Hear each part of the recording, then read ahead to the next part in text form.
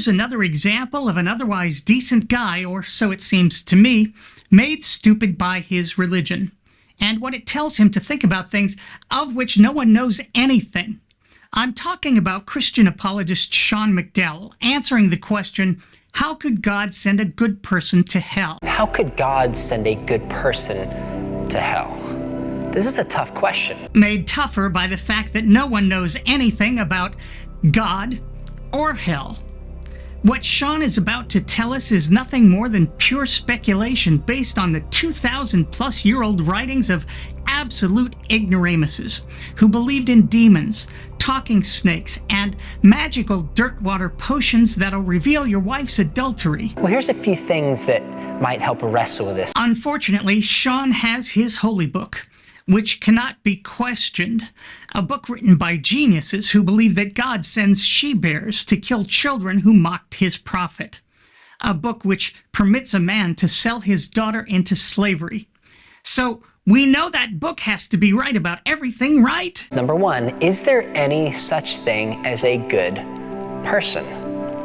The Bible certainly says no. Jesus said it's out of the heart that sinfulness and lust and anger and sloth come from. The heart is fallen and it's broken. And who exactly designed our hearts, Sean? Who set things up so that one fictional character's decision to eat a piece of fruit made all of our hearts wicked and sinful, fallen, as you say? Paul in Romans 3 said nobody does good. No one does. Is that the same Paul who thought that homosexuals deserve death and that women should shut the f*** up in church? It is. Okay, I just wanted to clarify. In fact, if we just look at human history, or the 20th century alone, it's clear that masses of human beings have contributed to great evil. Is Sean talking about genocide? Because genocide is one of God's favorite hobbies. But of the cities of these people, which the Lord thy God doth give thee for an inheritance, thou shalt save alive nothing that breatheth, but thou shalt utterly destroy them. If there are no good people, there are clearly no good gods. If we look at our own hearts, all of us know we've done things that are not right. There is nobody who's good. So God doesn't send good people to hell because nobody's good. Did Sean just get God off on a technicality? Wow. Sean McDowell, you are truly the Johnny Cochran of Christian apologetics. Well done, my friend. But second, does God send anyone to hell? If C.S. Lewis is right in his book, The Great Divorce... Whoa. Now you're not even quoting scripture, but some guy named Clive? This is the best you've got? All right, go ahead. He says, in the end, there's really only two kinds of people. Those who say to God, thy will be done, and those to whom God says, thy will be done. All who are in hell choose it. Okay. I'm telling you right now, right here, just so we have it on the record, I'm not choosing hell. Now you might say, why on earth would anybody choose hell? Well, what Lewis says is we make these small daily decisions that distance us from God. I've had people tell me straight up that, look, I'm going to commit some sin. If I have to continue in that sin, if that's going to keep me away from God, then so be it. A famous atheist recently died, and he said, if stories come around of me in a bedside conversion, it's not true. I will not believe in God. The human ability to claim autonomy is powerful. And if we don't want to believe in God, God will let us not believe in Him. So, Sean, all you've done there is tell us that God will allow us to not believe in Him. How gracious. But that's not even close to choosing an eternity of sadistic violence for oneself, especially when we don't actually make that choice to believe or not. I just don't. Neither do you. I've spent my life looking into the question of God's existence and Jesus, etc. And my believometer is just stuck at 0. That's it. And you know I can't lie about it because God will know I'm lying. So no, Sean, no one chooses an eternity of sadistic violence.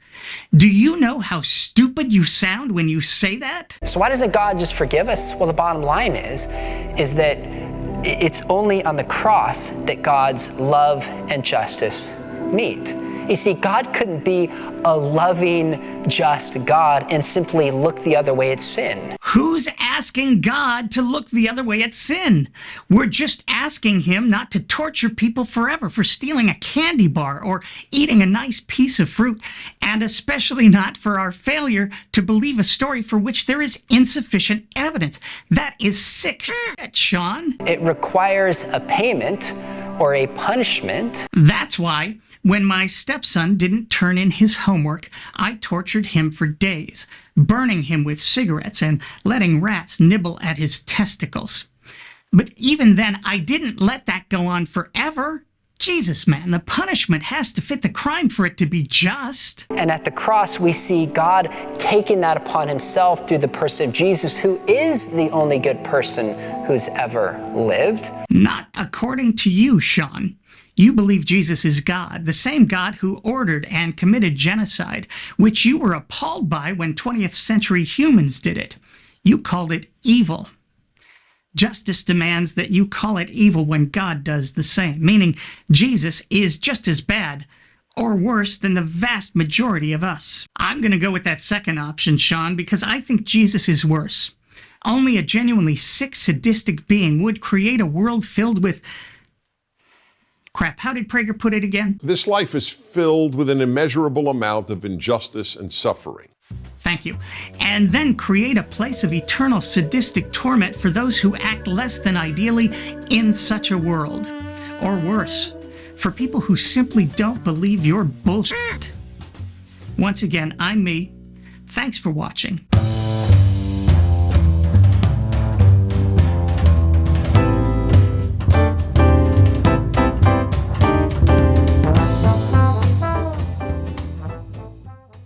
Hey gang, thanks again for watching.